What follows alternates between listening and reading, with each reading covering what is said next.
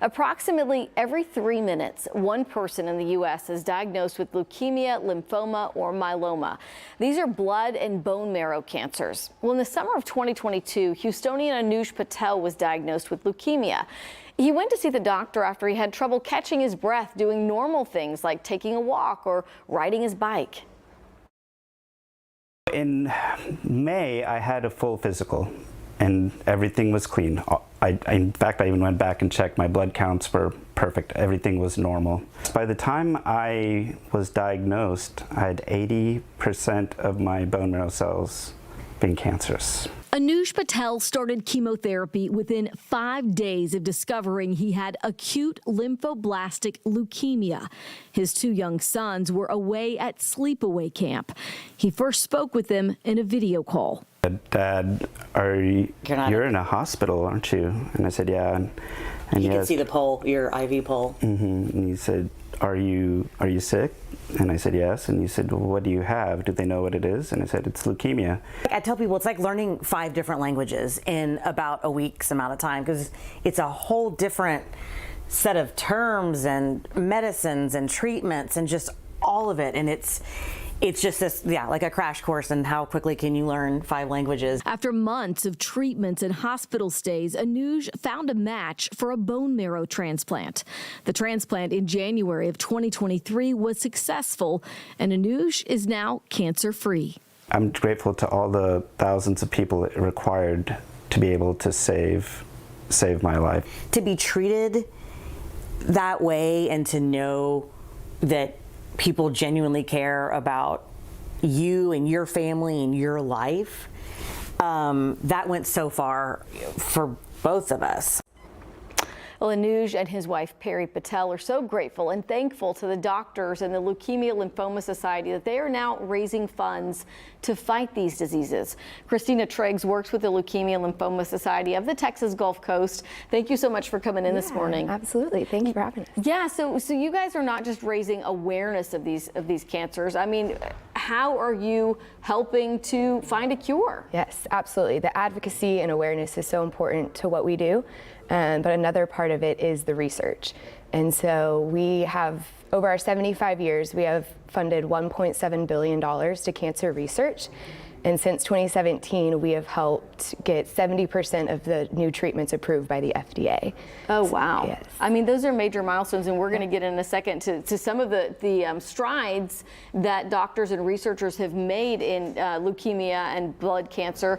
Perry and Anuj told me that they had a goal to raise $50,000 so that they could pay for a research grant in Anuj's name. They've already met that goal. Yes.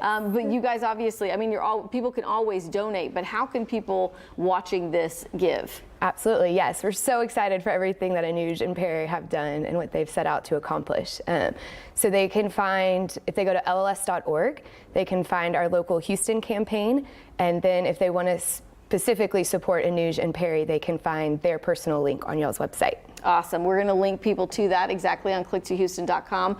So it's not just the research. I mean, that's amazing. But you guys also provide support and services to LLS patients, specifically here in our area. I mean, what does that look like? What do you mean? Yes, absolutely. Patient support. We put our patients at the center of everything that we do. And so last year in 2023, we helped over 3,900 patients here in Houston, total to over $700,000 in financial aid. And so we have everything from helping them afford the travel to treatment and stays to copay assistance to helping them afford their treatment.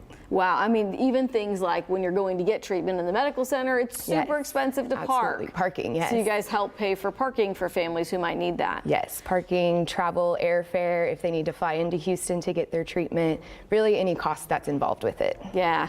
Talk about how common these types of cancers are. I mean, we hear every month, it's like, oh, this is breast cancer. That gets a lot of publicity. But what about blood and bone marrow cancers? How prevalent are they? Yes, every 3 minutes, like you said, someone is diagnosed with a blood cancer. So we definitely see 10% of all cancer diagnoses every year are blood cancers. 10%, wow. And when we talked about strides and we wanted to mention some of that, I was asking you, like, who commonly get, I mean, is it more kids? Is it more adults? It's both? It's both, yes, absolutely. It affects anyone of any age, any demographic can get a blood cancer.